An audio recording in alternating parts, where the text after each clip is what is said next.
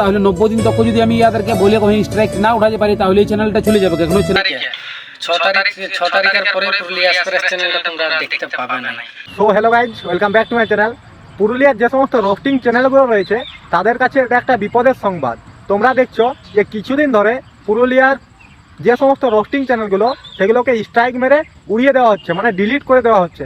হ্যাঁ, পুরুলিয়া বদমাস ওপি বলো, আর আজকে পুরুলিয়ার এক্সপ্রেস মানে কাঞ্চন ছড়া তার চ্যানেলটাও ডিলিট হওয়ার মুখে রয়েছে। 3টা স্ট্রাইক পড়ে গেছে। এই 3টা স্ট্রাইক পড়ার পেছনের কারণগুলো আজকে তোমাদেরকে ভিডিওর মাধ্যমে আমি তুলে ধরবো। শেষ পর্যন্ত ভিডিওটা দেখতে থাকো। কপিরাইট স্ট্রাইক, কোনো চ্যানেলে যদি 3টা কপিরাইট স্ট্রাইক পড়ে যায় তাহলে ভাই সেই চ্যানেলের ভবিষ্যৎ শেষ, একবারে চ্যানেলটা ডিলিট। কপিরাইট স্ট্রাইক সম্বন্ধে তোমাদেরকে একটু বলি যে আমি যদি কোনো চ্যানেলের ভিডিও যদি আমার চ্যানেলে ছাড়ি, অন্য কোনো চ্যানেলের ভিডিও কপি করে একদম হুবহু কপি করে যদি আমার চ্যানেলে ছাড়ি তাহলে সেই চ্যানেলটা আমাকে কপিরাইট স্ট্রাইক দিতে পারে, কারণ তার পুরো ভিডিওটা কপি করে আমি আমার চ্যানেলে ছাড়ছি, তাহলে সে আমাকে কপিরাইট স্ট্রাইক দিতে পারে। কিন্তু কাঞ্চন ছড়ার জায়গায় যে জিনিসটা হয়েছে, অবশ্য আমাদের রোস্টিং চ্যানেল, তার জন্য প্রত্যেক ভিডিও কাটিং করে নিতে হয় 10 সেকেন্ড করে। কাঞ্চন ছড়াও কি করে 10 সেকেন্ড করে ভিডিও কাটিং করে, তাহলে কপিরাইট স্ট্রাইক পড়ার কোনো চান্স নাই। কারণ কপিরাইট স্ট্রাইক একমাত্র 10 সেকেন্ডের বেশি ভিডিও, মানে তোমার ধরো ভিডিওটা লং হয়েছে 15 সেকেন্ড কিংবা 30 সেকেন্ড, এরকম যদি ভিডিওটা লং হয় তাহলেই একমাত্র কপিরাইট ম্যাচ হবে। কাঞ্চন ছড়ার প্রসঙ্গে বলি যে কাঞ্চন ছড়ার 3টা স্ট্রাইক পড়েছে। যে 3টা ভিডিও স্ট্রাইক পড়েছে, একটা হচ্ছে ঝলমল গান, আর একটা হচ্ছে শৈলেন্দ্রকে রোস্ট করেছে সেটাই, আর একটা হচ্ছে যেটা সোনালী মাহাতোকে রোস্ট করেছে। 3টা আলাদা আলাদা ভিডিও, একমাত্র স্ট্রাইক দিতে পারে এই 3জন। আমি হচ্ছি শৈলেন্দ্র স্ট্রাইক দিতে পারে, কিংবা সোনালী মাহাতো স্ট্রাইক দিতে পারে, আর ঝলমল গানটাই স্ট্রাইক দিতে পারে। 3জন আলাদা আলাদা লোক স্ট্রাইক দিতে পারে। কিন্তু কাঞ্চন ছড়ার যে স্ট্রাইকটা এসছে যে জিমেল থেকে, একটাই জিমেল, মানে একজনেই দিয়েছে। তাহলে এটা আমি বলে দিই যে এটা একটা ফেক স্ট্রাইক।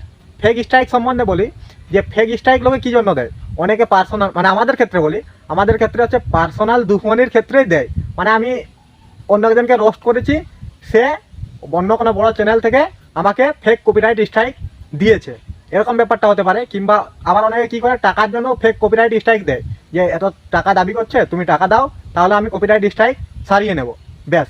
এটা হচ্ছে ব্যাপার। আমি 100% শিওর ভাই এগুলো হচ্ছে ফেক কপিরাইট স্ট্রাইক। কারণ অনেকগুলো পুরুলিয়া বদমাস অফিস চ্যানেলে যে স্ট্রাইক এসছে একই জিমেল থেকে, আর পুরুলিয়া এক্সপ্রেস চ্যানেল মানে কাঞ্চন ছড়ার যে স্ট্রাইক এসছে সেটাও একই জিমেল থেকে।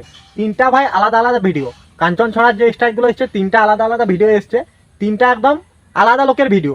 এবার কি হবে, সেই লোকগুলো একমাত্র কপিরাইট স্ট্রাইক দিতে পারবে, কিন্তু এটা এসছে একমাত্র একটা জিমেল থেকে। কাঞ্চন ছড়াকে আমি একটাই কথা বলবো যে যতক্ষণ না ইউটিউব বুঝতে পারে যে এটা তোমার ভিডিও, ততক্ষণ পর্যন্ত তুমি ইউটিউবকে জানাতে থাকো যে এগুলো তোমার ভিডিও, কোনো রকম লোকের চুরি করা কিংবা কপি করা ভিডিও নয়। আর পুরুলিয়ার সমস্ত নতুন নতুন ক্রিয়েটারদেরকে আমি বলছি, যাদের ক্ষেত্রে ফেক কপিরাইট স্ট্রাইক পড়ে কিংবা পড়ছে, এবং কি পরবর্তী ক্ষেত্রে পড়তেও পারে, তাদের কথা আমি বলে রাখছি যে ফেক কপিরাইট স্ট্রাইককে একদম ভয় করবে না ভাই। ফেক কপিরাইট স্ট্রাইক যদি পড়ে তাহলে ইউটিউবকে ঠিকমতো জিমেল করে জানাবে, ইউটিউব ঠিক তোমার কপিরাইট স্ট্রাইকগুলো তুলে নেবে। বাস, আমার ভিডিওটা এখানেই শেষ। আর আমাদের কাঞ্চন ছড়া মানে পুরুলিয়া এক্সপ্রেসকে সবাই সাপোর্ট করো। যদি ভাই তার চ্যানেলটা নাও ফিরে আসে তাহলে হয়তো নতুন চ্যানেল খুলতে পারে, সেই নতুন চ্যানেলে তোমরা আগের মতোই ভিডিও দেখতে পাবে, আর তোমরা ফুল সাপোর্ট তাকে দিয়ে যাও।